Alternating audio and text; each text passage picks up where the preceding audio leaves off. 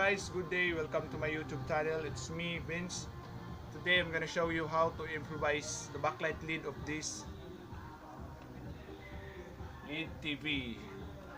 So last time I opened it, I found out that some of the backlight lid was partially damaged, and using this multi-tester, I tested the terminal switch producing the power or supplying power to the lid was partially bad. So that's why, because it's a little bit expensive to order online, so that's why I improvise this household lid light. And inside you can find SND light. So this is the one that we're using to improvise. So let's start.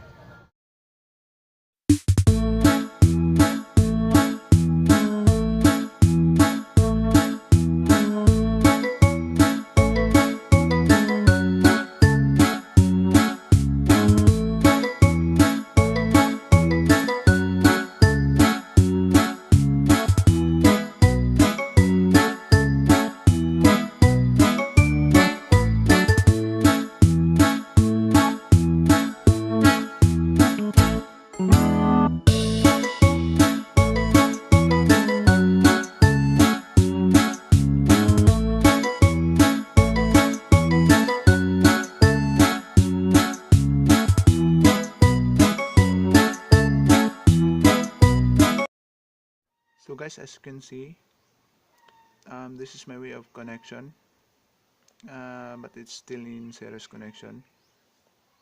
Those little wire, those are the wire that I use. Those like strand of hair, it's an insulated wire. So let's test if it lights. So there you go, a way of improvising my backlight.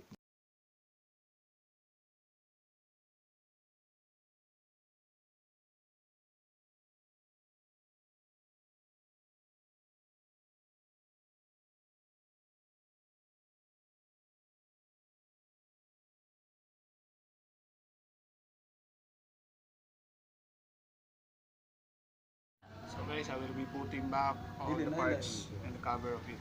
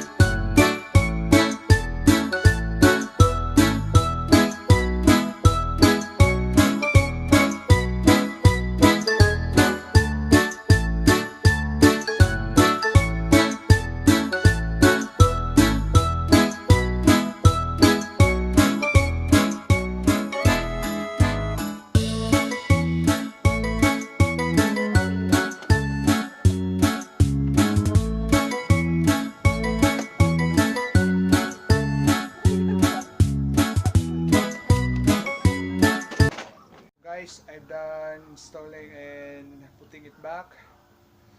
So let's test if it's work. Oh, how it's work. Okay, let's plug in.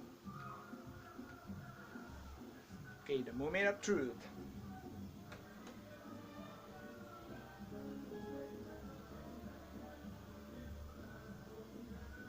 Alright, it's much brighter than before, so that's it.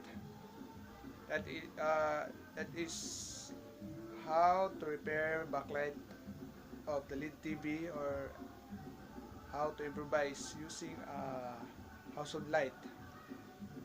So guys, if you like my video, don't forget to subscribe and give a thumbs up.